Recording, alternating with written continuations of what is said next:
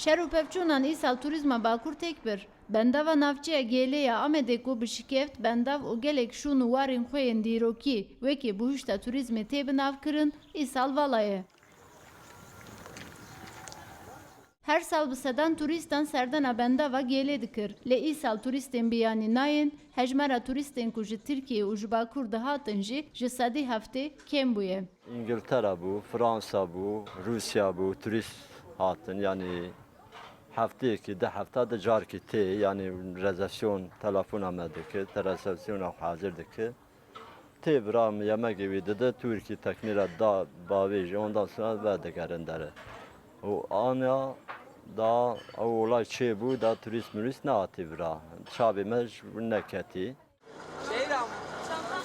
Li ser bendava Gêlê kêfa herî mezin suarbûna tekneyan e. Lê îsal ev kêf tune ye. Lewra xwediyên tekneyan dibêjin ji ber tunebûna turîstan rojê encex dikarin seferekî bikin. Parzav mesela Trabzon bir İstanbul tur amene şirketi tur adının veyta hamene ziyaret estofra ziyaretten adımız hemen veyta tekne red tur vistini. Emser? Amsa ama niyame zaftan mas.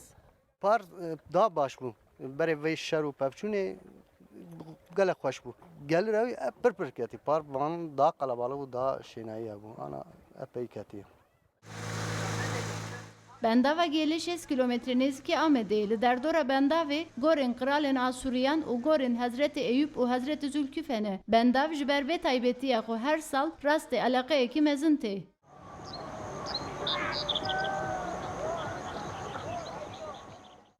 Ev xanî ji bo ku turîst bi şev li vir bimînin hatibûn çêkirin. Lê ji ber şer û pevçûnan îsal hem xanî hem jî bendava Gêlê veko vala ye.